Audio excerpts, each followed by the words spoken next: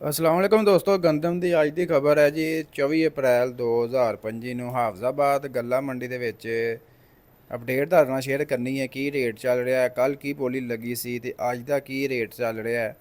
ਕੱਲ ਜਿਸ ਤਰ੍ਹਾਂ ਕਿ ਤੁਹਾਡੇ ਨਾਲ ਸ਼ੇਅਰ ਕੀਤਾ ਸੀ 2000 ਰੁਪਏ ਫੀ ਮਣ 40 ਕਿਲੋਗ੍ਰਾਮ ਦੇ ਹਿਸਾਬ ਨਾਲ ਟਾਪ ਰੇਟ ਲੱਗਾ ਹੈ। 2030 ਰੁਪਏ ਤੱਕ ਵੀ ਲੱਗਾ ਸੀ ਤੇ ਉਸ ਤੋਂ ਇਹ 2 ਦਿਨ ਪਹਿਲਾਂ ਜਿਹੜਾ ਰੇਟ 2180 2170 ਰੁਪਏ ਤੱਕ ਲੱਗ ਰਿਹਾ ਸੀ। ਦਿਨ ਬ ਦਿਨ ਭਾਈ ਰੇਟ ਹੁਣ 30 40 ਰੁਪਏ 50 ਰੁਪਏ ਤੱਕ ਡਾਊਨ ਹੋ ਰਿਹਾ ਹੈ।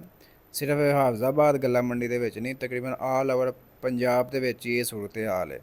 ਇਹਦੀ ਵਜ੍ਹਾ ਕੀ ਹੈ? ਵਾਫਰ ਮਕਦਾਰ ਦੇ ਵਿੱਚ ਗੰਦਮ ਦਾ ਆਣਾ। ਸੀਜ਼ਨ ਹੁਣ ਜਿਉਂ-ਜਿਉਂ ਪੀਕ ਤੇ ਜਾ ਰਿਹਾ ਹੈ, ਸਟਾਕ ਬਹੁਤ ਜ਼ਿਆਦਾ ਆ ਰਿਹਾ ਹੈ ਮੰਡੀਆਂ ਦੇ ਵਿੱਚ ਭਾਈ। ਗੰਦਮ ਖੜੀ ਕਰਨ ਰੱਖਣ ਨੂੰ ਭਾਈ ਜਗ੍ਹਾ ਨਹੀਂ ਹੈ।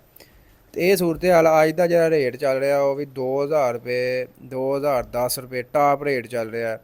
1900 1800 ਰੁਪਏ ਤੱਕ ਵੀ ਗੰਦਮ ਜ਼ਿਮੀਂਦਾਰ ਸੇਲ ਕਰਕੇ ਸੁੱਟ ਕੇ ਤੇ ਤੁਰ ਜਾਂਦੇ ਨੇ, ਚੁੱਪ ਕਰਕੇ ਮਗਰੋਂ ਲਾ ਕੇ ਵੀ ਅਸੀਂ ਜਾ ਕੇ ਕੋਈ ਖਰਚੇ ਦੇਣੇ ਨੇ, ਕੋਈ ਦਵਾਈਆਂ ਦੇ ਖਾਦਾਂ ਦੇ ਆਧਾਰ ਜਿਹੜੇ ਚੁੱਕੇ ਹੁੰਦੇ ਨੇ। ਤੇ ਇਹ ਸੂਰਤ ਹਾਲ ਹੈ ਦੋਸਤੋ ਮੰਡੀਆਂ ਦੇ ਵਿੱਚ। ਤੇ ਅੱਜ ਦੀ ਤੁਹਾਡੇ ਨਾਲ ਅਪਡੇਟ ਸ਼ੇਅਰ ਕਰ ਦਿੱਤੀ ਹੈ ਕਿ 1900 ਰੁਪਏ ਤੋਂ ਲੈ ਕੇ 2010 2020 ਰੁਪਏ ਤੱਕ ਹਾਫਜ਼ਾਬਾਦ ਗੱਲਾ ਮੰਡੀ ਦੇ ਵਿੱਚ ਗੰਦਮ ਸੇਲ ਹੋ ਰਹੀ ਹੈ ਫੀ ਮਣ 40 ਕਿਲੋਗ੍ਰਾਮ ਦੇ ਹਿਸਾਬ ਨਾਲ। ਵੀਡੀਓ ਅੱਛੀ ਲੱਗੀ ਲਾਈਕ ਸ਼ੇਅਰ ਕਰ ਦੇਣੀ। ਇੰਸ਼ਾਅੱਲਾ ਮਿਲਾਂਗੇ ਨੈਕਸਟ